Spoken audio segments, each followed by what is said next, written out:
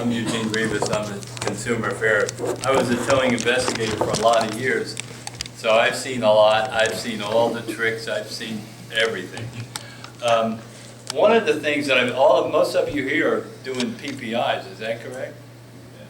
Very Okay. So coming in back into the company, one of the key things, and I know Beth. I've talked to this the groups at the professional records about customer service.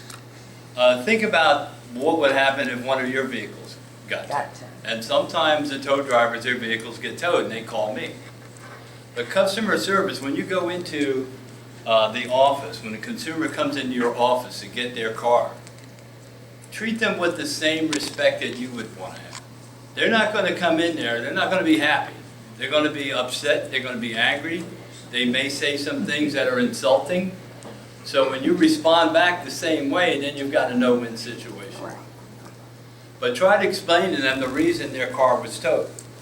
Because if it's a PPI, there's rules and regulations they need to follow, and their vehicle was towed because you were contacted by that homeowner association or business owner. So you need to make that clear to them. I have been challenged on that, and I've gone out to a tow company, I'm not going to say which one, and I said, I can tell you, I'll handle the people who come in here who have had their vehicles towed. And I guarantee you that they'll leave with a happy face. And I got challenged on that. So I would go in there and a person comes in to get their dog. Oh, my car got towed. I'm sorry, sir, I can help you. Just need to calm down for a minute and we can resolve this situation. Here's what has happened. Explain to them what has happened. It only takes a couple of minutes. And they will leave. Sometimes they'll even shake your hand. They'll look and they'll say, hey, Vasco, oh, sisters, oh, if I ever need a car towed, I'm going to call you. And that's the name of the game. It's all about getting repeat business, not just PPI, because that's not your whole business. That's just one thing. Now, John talked a little bit about signage. Now, over the years, I got a lot of complaints about signage because you may go out to a complex and put up 4 or 5 different signs and 4 or 5 different entrances and exits or whatever. Over the years and with weather and everything else, those signs may not be there anymore. So a person comes in the main entrance, okay, and they end up getting towed. And if one of the investigators goes out there and they see that, hey, there was no sign at the rear entrance or over there, guess what? Then that's a violation of the ordinance. And in a lot of cases, you may have to end up giving that consumer the money back. Is it fair? Probably not. I know a good investigator would say, well, where did you come in? Because there may be 2 entrances and you know that. Oh, I came in the front. Okay. Well, we'll forget about that one. We'll just maybe give you a warning on that. Go out there and put up a sign. Because the investigator will go out and they will check to see, the first thing they're going to check and see is if the signs are posted and they're posted properly at each and every entrance. That's the first thing. The next thing, you're going to get a copy of the original towing bill and go through it with a fine-tooth comb. Sometimes I'll go to Art and say, you got any tow bill? Let me look at it. Because I just want to just see how many things I can find wrong. And all of those things are violations of the ordinance. What Robert was talking about, the time you picked up the car. Driver doesn't put his badge number or doesn't put his name and badge number on the tow slip. Another violation. You could just start counting them up. So as business owners, I see a lot of business owners in here, it's probably a good idea to do audits on your drivers and the tow slips that they're giving you. Just go through them, make sure everything is on there, just in case John's going to come out and wants to take a look at it. Because he'll come out and he'll take a look at it.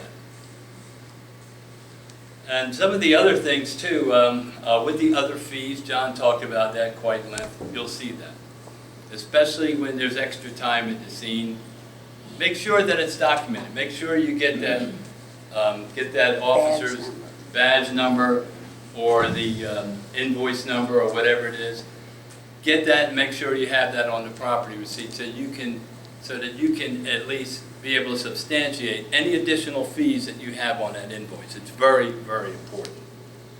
On PPIs, another thing that happens quite often, a lot of drivers when you're about to tow the car, now here comes the consumer out and they're running, jumping up and down, screaming and yelling. I've had them jump up on the tow trucks and get in the car. They will do this. I don't know if you've had that experience. They'll stand out in front of the truck with their hands up. So sometimes if it feels like you're in a threatening type of a situation, it's a lot easier just to let that car down and just say, okay, see you, have a nice day. That's the easiest way to deal with it. But all tow truck drivers don't do that. They'll contact the sheriff's department. Now the sheriff's on the scene. Person's yelling and screaming. They have proper authorization. Guess what? There's extra time. And you can charge extra time for that extra time that you're out there if it goes beyond 30 minutes. But people get crazy out there. So you have to be very, very careful. And I just want to let everybody know that. As business owners, let your drivers know that. So if they feel like your drivers, let them know if they're going to be in a threatening situation, Let it go. just let it go. It's a lot easier. That's all I have. Any questions from me? Because I'm in consumer affairs. We're going to get the complaint.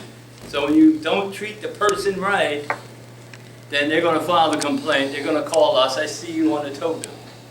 So they're going to call us. And then we're going to get the tow bill and we're going to go through it. Yes?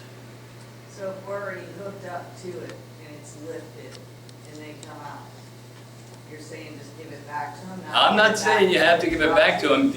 Legally, that's the easiest way to deal with it. If they're, Well, yeah, it's the easiest. Otherwise you We can- don't pay a lot for our trucks and our No, you insurance, drop it at one half of whatever the driver posted- time going out there, things like that, you know? right, 1/2 of the posted rate. You'll say, I can start off there. I can drop it for you, but you're going to have to pay half of the fee. I don't know many tow truck drivers that will just leave. Sure, yeah. I mean, I've met them all, they're not gonna leave, but Sometimes. Mine will. Yeah. it's, you know, they're gonna call us or whoever the city is. Yeah, well, one more thing about the, Me once, they dropped title, and I know Beth had mentioned some situations, with the title not being properly transferred. I've had consumer complaints come in where a person has received a lien letter for a car that they sold 2 years ago. It happens all the time. Sometimes it happens on PPIs.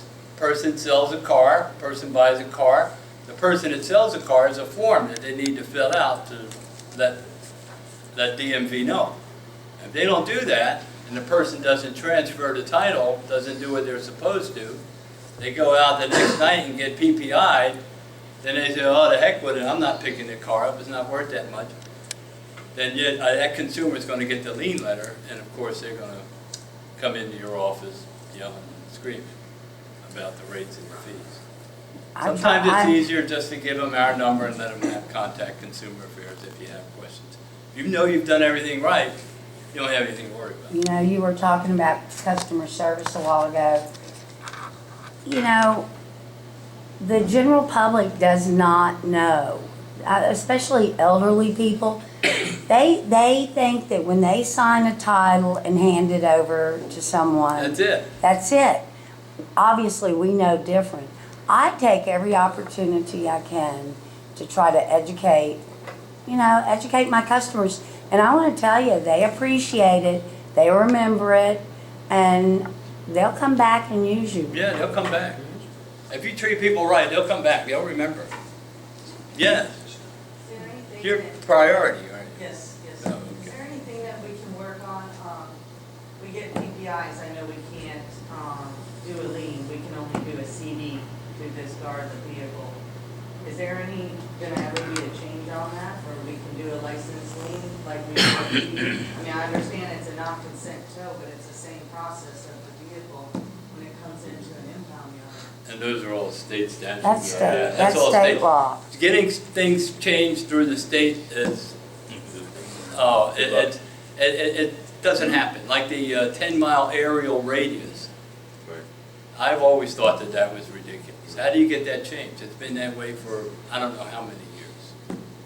So the only thing changing, I think, in the state statute is maybe Join some clear PWS. definition on PPIs in But can all 71507. companies come together, on how. You join the state association who helps write the legislation. Legislation. I mean, don't all y'all agree with me? I mean, it's the same exact process when it hits that yard, it's taking a. Oh, there's a lot of stuff that needs to be brought up.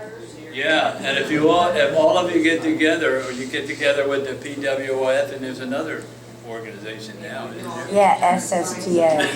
And something I wanted to bring up to you guys, if you tone Broward at all, we were talking about, some of us were talking about earlier, Broward has